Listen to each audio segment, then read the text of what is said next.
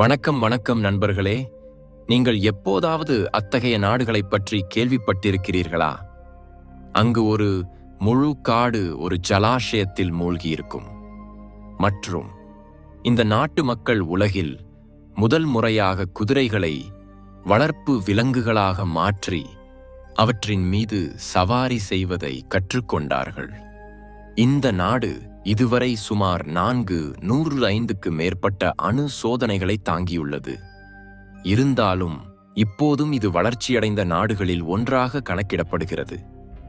இங்குள்ள மக்களை உலகிலேயே மிகவும் தைரியமானவர்களாக கருதுகிறார்கள்.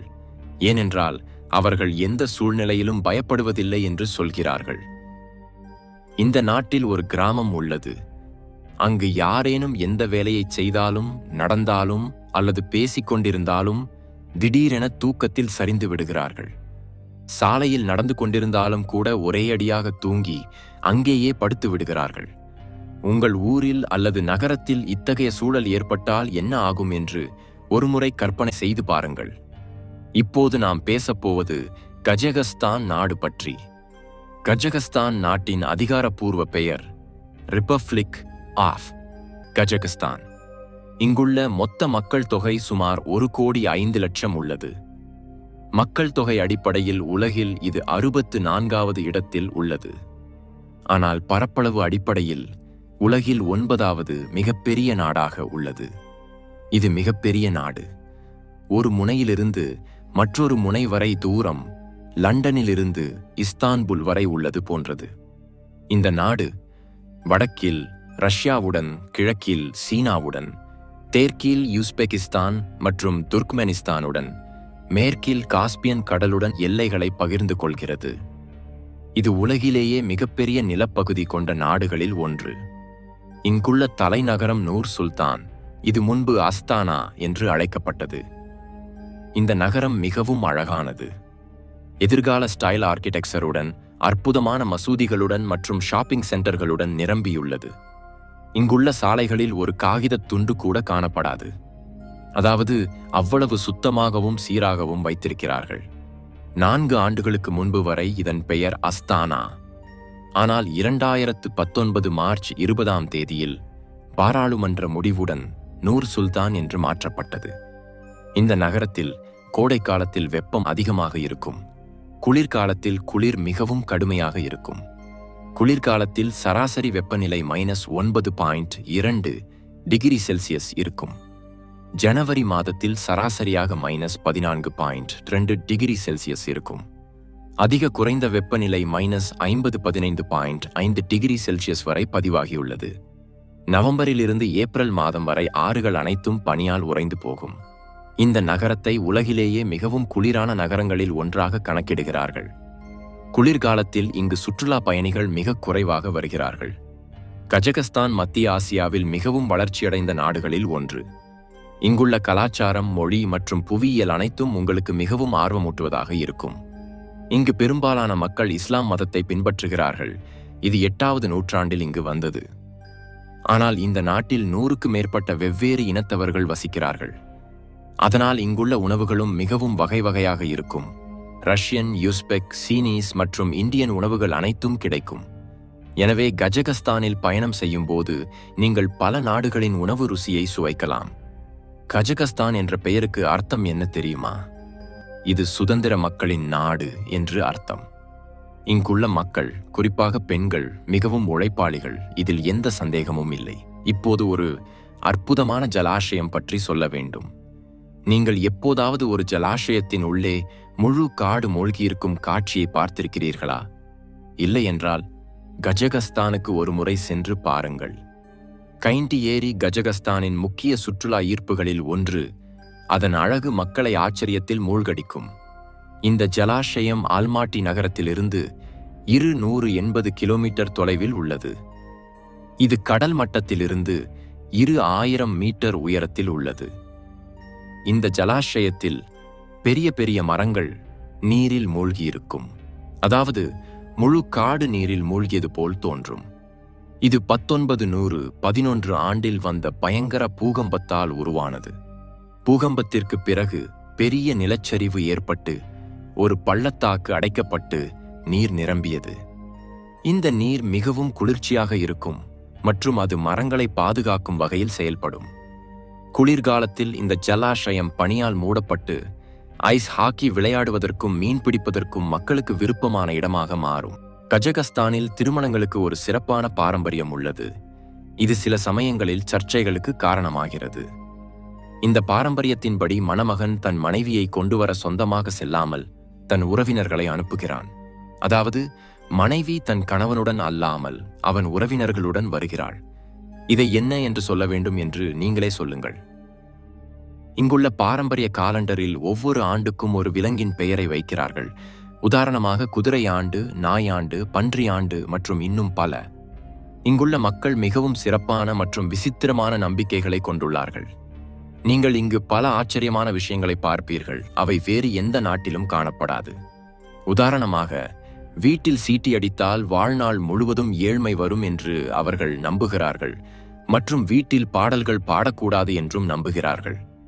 நம் நாட்டில் பலரும் தூக்கம் வராமல் புகார் சொல்கிறார்கள். ஆனால் கஜகஸ்தானில் ஒரு கிராமம் உள்ளது. அங்கு சூழல் முற்றிலும் தலைகீழ். அந்த கிராமத்தில் மக்கள் என்ன செய்து கொண்டிருந்தாலும் ஒரேயடியாக தூக்கத்தில் சரிந்து விடுகிறார்கள். யாரேனும் பேசிக் கொண்டிருந்தாலும் தூக்கம் வரலாம், அல்லது நடந்து கொண்டிருந்தால் திடீரென சாலையிலேயே படுத்து விடுகிறார்கள். உங்களுக்கு தெரியுமா, கஜகஸ்தானில் உலகின் முதல் மற்றும் மிகப்பெரிய ஸ்பேஸ் லான்ச் சென்டர் உள்ளது. அதன் பெயர் பைகோனூர் காஸ்மோட்ரோம். இது ரஷ்யா தலைநகரம் மாஸ்கோவில் இருந்து 2500 கிலோமீட்டர் தொலைவில் கஜகஸ்தானில் உள்ளது. இது உலகிலேயே மிகவும் பழமையான மற்றும் முக்கியமான ஸ்பேஸ் ஸ்டேஷன். விண்வெளி பற்றி நமக்கு தெரிந்த பல விஷயங்களில் இதன் பங்கு உள்ளது. பூமியிலிருந்து முதல் சேட்டிலைட் ஸ்புட்னிக் 1957 ஆண்டில் இங்கிருந்துதான் லான்ச் செய்யப்பட்டது. விண்வெளிக்கு சென்ற முதல் மனிதன் யூரி ககாரின் கூட இங்கிருந்துதான் தன் பயணத்தை தொடங்கினான். தற்போது இங்கு விண்வெளி நிகழ்ச்சிகள் குறைவாக இருந்தாலும் இன்னும் சில லான்ச்சிங்குகளுக்கு பயன்படுத்துகிறார்கள். இங்குள்ள மக்களுக்கு குதிரைகளுடன் மிகவும் நெருங்கிய உறவு உள்ளது. உலகில் முதல் முறையாக குதிரைகளை வளர்ப்பு விலங்குகளாக மாற்றி சவாரி செய்தவர்கள் இங்குள்ள மக்கள்தான் என்று சொல்கிறார்கள். உங்களுக்கு குதிரை சவாரி பிடித்திருந்தால் கஜகஸ்தான் உங்களுக்கு சிறந்த இடம். இங்கு நீங்கள் உலகிலேயே சிறந்த குதிரை சவாரி அனுபவத்தை பெறலாம். இங்குள்ள மக்கள் குதிரைகளை எவ்வளவு விரும்புகிறார்கள் என்றால் அவற்றின் இறைச்சியையும் சாப்பிடுகிறார்கள். ஒவ்வொரு ரெஸ்டாரண்டிலும் குதிரை இறைச்சியால் செய்த உணவுகள் கிடைக்கும். கஜகஸ்தான் விளையாட்டு வீரர்கள் 2012 ஆண்டில் லண்டன் ஒலிம்பிக்ஸில் குதிரை இறைச்சியை கிடைக்கச் செய்ய வேண்டும் என்று சர்வதேச ஒலிம்பிக் கமிட்டிக்கு கோரிக்கை வைத்தார்கள். இவ்வளவு அளவுக்கு குதிரைகளை விரும்புகிறார்கள் என்று நீங்கள் கற்பனை செய்யலாம். குதிரை பாலால் செய்த கூமிஸ் என்ற பானம் இங்குள்ள தேசிய பானமாக பிரபலம். இதை மில்க் ஷாம்பெயின் என்றும் அழைக்கிறார்கள். இது உலகிலேயே மிகவும் பிரபலமான பானங்களில் ஒன்று. எனவே கஜகஸ்தான் சென்றால் இதை கண்டிப்பாக ருசித்துப் பாருங்கள். இங்குள்ள தேசிய உணவின் பெயர் பெஷ்பர்மக். இதன் அர்த்தம் 5 விரல்கள் என்று. பாரம்பரியமாக இதை 5 விரல்களால் சாப்பிடுகிறார்கள். இதில் வேக வைத்த குதிரை அல்லது ஆடு இறைச்சி பெரிய துண்டுகள் வேக வைத்த நூடல்ஸுடன் கலந்து சாப்பிடுகிறார்கள். கஜகஸ்தான் ரொட்டிகள் உலகிலேயே சிறந்தவை என்று பிரபலம். இங்கு உங்களுக்கு 70க்கு மேற்பட்ட வகை ரொட்டிகள் கிடைக்கும். காலை 4 மணியிலிருந்தே ரொட்டி கடைகள் திறந்து சாலைகளில் ரொட்டி வாசனை பரவும். நீங்கள் கஜகஸ்தான் செல்ல விரும்பினால் மார்ச் 22ஆம் தேதியில் செல்ல முயற்சியுங்கள். அன்று இங்குள்ள காட்சிகள் முற்றிலும் மாறிவிடும். அன்று கஜகஸ்தானில் புதிய ஆண்டு தொடங்கும். இதை நவ்ரோஸ் என்று அழைக்கிறார்கள். இது பார்சி சமூகத்தாருக்கு ஆஸ்திக சின்னம் மற்றும் இது அவர்களின் புதிய ஆண்டு. அன்று வீட்டை சுத்தம் செய்து வீட்டு முன்பு ரங்கோலி போடுகிறார்கள். அதோடு சந்தன கட்டைகளை வீட்டில் வைக்கிறார்கள். ஏனென்றால் சந்தன வாசனை காற்றை சுத்திகரிக்கும் என்று அவர்கள் நம்புகிறார்கள். அன்று முழு கஜகஸ்தான் வண்ணங்களில் மூழ்கிவிடும். எனவே ஒவ்வொரு ஆண்டும் இந்த நேரத்தில் ஆயிரக்கணக்கான சுற்றுலா பயணிகள் இங்கு வருகிறார்கள். கஜகஸ்தான் மிகவும் செல்வந்த நாடு. ஏனென்றால் இங்குள்ள மக்கள் மிகவும் உழைப்பாளிகள். இங்குள்ள மக்கள் நன்றாக படித்தவர்கள் மற்றும் அறிவுத்திறன் விழுக்காடு 99.57%. இங்குள்ள மக்கள் படிப்புக்கு மிகுந்த முக்கியத்துவம் கொடுக்கிறார்கள், ஏனென்றால் படிப்பால் அதிக இலாபங்கள் வரும் என்று அவர்களுக்கு தெரியும். இங்குள்ள பெண்கள் ஆண்களை விட அதிகம் உழைக்கிறார்கள், தங்கள் குடும்பங்களுக்காக எவ்வளவு பாடுபடுகிறார்கள். மிகவும் நல்ல விஷயம் என்னவென்றால் இங்கு 70 முதல் 80% பெண்கள் வெளியே வேலை செய்கிறார்கள்.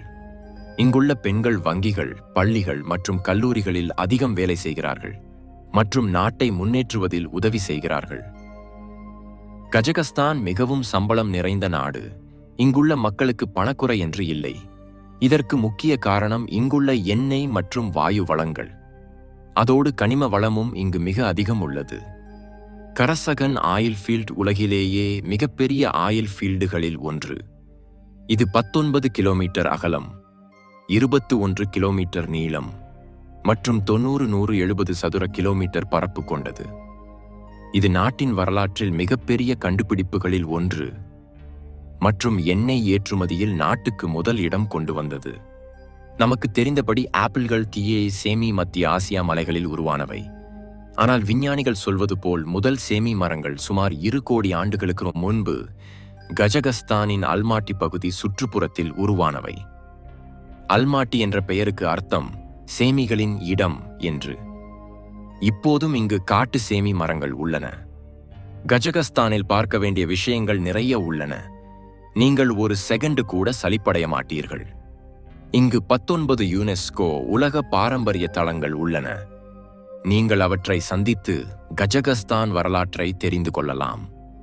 இந்த தளங்களில் மௌசோலியம் ஆஃப் கோச்சா, அஹ்மத் யசவி, தம்கலி மற்றும் சாரியார்கா போன்ற பிரபல இடங்கள் உள்ளன. அதோடு இங்கு 27,000க்கு மேற்பட்ட வரலாற்று நினைவுச் சின்னங்கள் உள்ளன. அவற்றில் கோல்டன் மேன் முதல் இடத்தில் உள்ளது. கோல்டன் மேனை கஜகஸ்தானின் சின்னமாக கருதுகிறார்கள். கஜகஸ்தானை அதிக அணு சோதனைகள் நடந்த நாடு என்று அழைக்கிறார்கள். இங்குள்ள வரலாறு மிகவும் வேதனையானது. சோவியத் யூனியன் காலத்தில் செமிபாலடின்ஸ்க் என்ற இடத்தை அணு சோதனை மையமாக மாற்றினார்கள். இது பெல்ஜியம் அல்லது அமெரிக்காவின் மேரிலாந்து மாநிலம் அளவு பெரியது. சோவியத் ரஷ்யா அரசு இங்கு 456 அணு குண்டு சோதனைகளை நடத்தியது. இந்த சோதனைகளால் அந்த பகுதியின் சூழல் ஹிரோஷிமாவை விட அதிக பயங்கரமாக மாறியது. இது கஜகஸ்தான், ஒரு அற்புதமான மற்றும் அசாதாரணமான நாடு. இந்த எபிசோடு உங்களுக்கு பிடித்திருக்கும் என்று நான் நம்புகிறேன். கமெண்டில் உங்களுக்கு கஜகஸ்தான் பற்றி எந்த அம்சம் அதிகம் பிடித்தது என்று சொல்லுங்கள். நீங்கள் கஜகஸ்தான் சென்றிருந்தால் உங்கள் அனுபவத்தை எங்களுடன் பகிர்ந்து கொள்ளுங்கள். இந்த வீடியோவை உங்கள் நண்பர்கள் மற்றும் உறவினர்களுடன் ஷேர் செய்வதை மறக்காதீர்கள். எங்கள் சேனலை சப்ஸ்கிரைப் செய்யுங்கள். வீடியோவை கடைசி வரை பார்த்ததற்கு மிகவும் நன்றி. மீண்டும் மற்றொரு புதிய வீடியோவுடன் சந்திப்போம்.